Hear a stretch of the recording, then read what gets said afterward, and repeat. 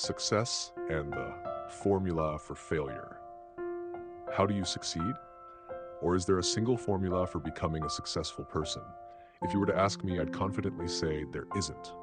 For one, what field is your success in? In my view, being wealthy is a success, having a strong and healthy body is a success, and possessing vast knowledge is a success. Some people even consider finding true love a major success. I believe whether you're successful or not depends on your own desires and perceptions. Second, I truly think there's no such thing as a one-size-fits-all formula for success. There are countless ways to get rich, and the definition of beauty is subjective. The depth of one's knowledge also depends on their individual perspective. But here's a thought that I find interesting. If the opposite of success is failure, then the problem seems much simpler. I believe you just have to avoid the formulas for failure to increase your chances of success. Sounds logical, right? In my experience, there are many formulas for failure. Let me share a few things I've learned. The first thing I've noticed is having an unhealthy daily routine. I've heard many people say, wake up early to succeed, or while you're sleeping, others are working. So there were nights I'd work on a deadline until 2 or 3 a.m. and still set my alarm for 6 a.m. to work out for success.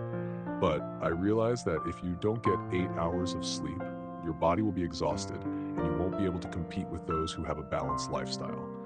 Don't even think about competing with people who are both healthy and highly skilled. That's a path to failure I've experienced myself. Second, there's unhealthy eating. I know in this fast-paced life, anyone can fall into this trap, but I think we should at least try to eat a balanced, nutritious diet. Limit fast food and sugary drinks. Instead, eat as many fresh vegetables and fruits as possible. Drinking plenty of water is also crucial for cleansing your liver and kidneys. I personally enjoy drinking herbal tea because it helps keep my mind clear for work. And yes, I mean tea, not alcohol. Next up is being inactive. Life gets busy, I know, but I believe we should try to walk a few thousand steps a day if we don't have time for a sport. Instead of taking the elevator, I often choose to use the stairs. Personally, I opt for a daily run, not for long, just until I feel like I'm about to collapse. Another formula for failure that I've seen is engaging in unhealthy habits, things like addiction to alcohol or stimulants. I've never seen anyone become successful by getting involved with those things, unless their family is so rich they never have to worry about tomorrow. If you're struggling financially, I sincerely advise you to stay away, as it will destroy you. I've also noticed another formula for failure is being intellectually lazy, lacking critical thinking. I know many people who are hardworking, including my own employees, but they are lazy in their thinking. One delivery guy I know is a good example. He only focuses on his deliveries and never thinks about expanding his network of customers. I once suggested, why don't you try marketing in other areas? More customers mean more commission for you. But he told me, the road is tiring and working 8 hours and having a beer is enough for me. Despite this, he still dreams of one day becoming rich. I think that's a flawed mindset. Ultimately, those are the formulas I've observed. The more elements of failure you have, the clearer your path to failure becomes. I believe a balanced diet, proper sleep, and exercise don't guarantee success, but they do provide a solid foundation for you to race toward it. In other words, these things will help minimize your chances of failure. Instead of a total failure, you might reduce your risk to only 5 to 10%. Between two risks, I'd choose the less risky one. My main takeaway is, get to bed early and remember to work out. A healthy body leads to a healthy mind, and a clear mind allows you to think more intelligently. Spending a fortune on expensive courses won't change your life. In my opinion, the most successful people are the ones who sold those courses in the first place.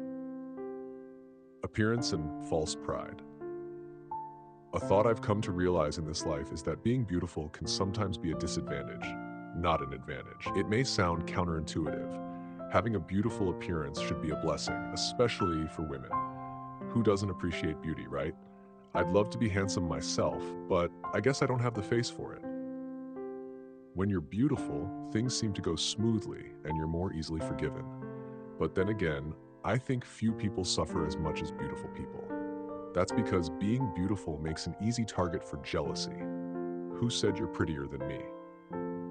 If you're beautiful and innocent, they say you're a pretty face with no brains. If you're beautiful and rich but can't prove your ability, they claim you have a backer. If you're beautiful but not sophisticated, they say you lack class. If you're beautiful and have many suitors, they call you a flirt. If you're beautiful and single, they say there must be something wrong with her. Those are the general observations I've made. When it comes to beautiful women specifically, I see their parents worrying day and night, afraid their daughter will be taken advantage of by opportunists. They also have a harder time getting married.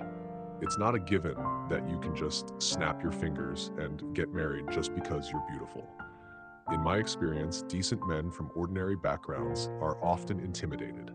Intelligent men usually only pay attention to women with a similar level of intellect, and wealthy men, I've noticed, often only care about appearances. The unfortunate part is that these men are usually older, and as I said, they're focused on looks. Once the looks fade, they'll find someone else. It's a tough situation. Just as the old saying goes, a beautiful face is a tragic fate. I believe the only way forward for a beautiful person is to improve their intellect, earn their own money, and cultivate their inner poise. Lacking any of these makes it hard to deal with what people say. That's why I think women with average appearances often have an easier life and more choices in this society. This makes sense. The more beautiful you are, the harder you have to work to upgrade your self-worth. That process is exhausting, but I see no other way. This is also something I will teach my child from a young age. Before you're smart or talented enough, don't ever rely on the beauty you were born with. It's too risky.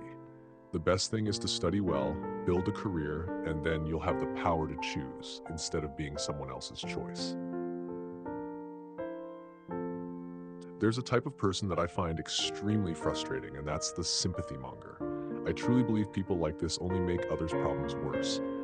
I have a friend who got into a fight with his wife and went out for drinks with a few buddies. I don't know what they said to him, but his wife and he ended up in court. I didn't know anything about it until he later told me that his wife often worked overtime, sometimes even night shifts.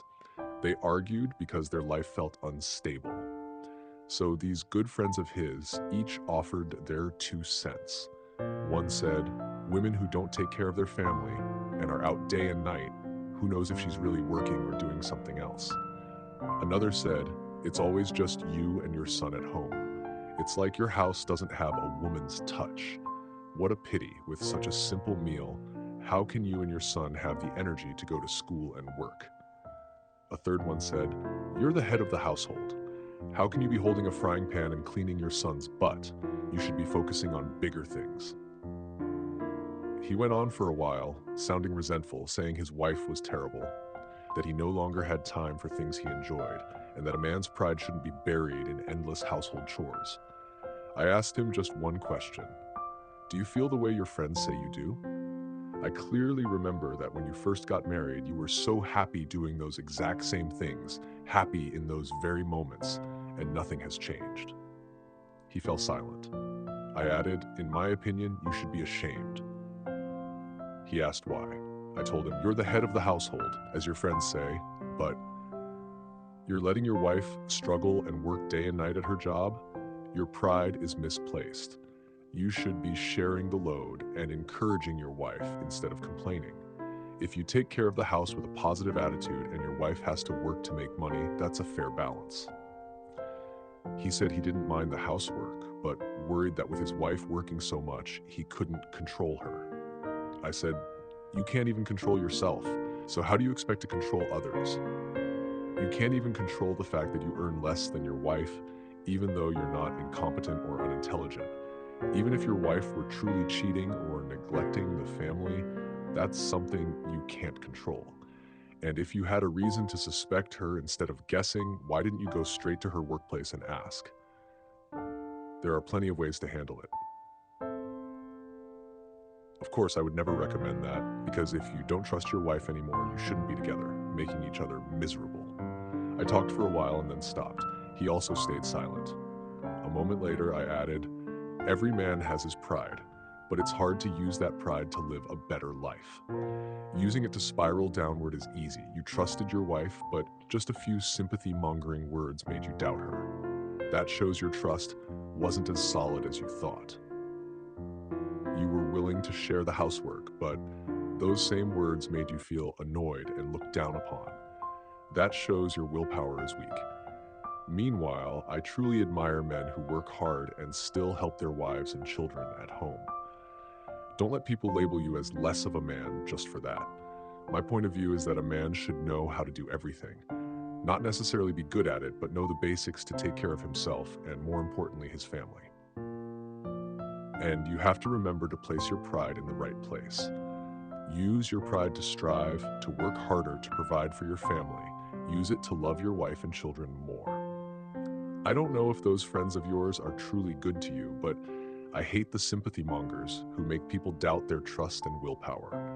You may lack many things, but you must have your own convictions. If your convictions aren't strong, it's best to stay away from people who can easily sway you. If you don't even trust yourself, why would you trust others and destroy your own life? Look, if anyone tells me wearing my wife's pink apron to cook is unmanly, I'm ready to challenge them right away. What's the point of pride when your wife has to struggle and your kids are suffering? Can you grind pride and eat it?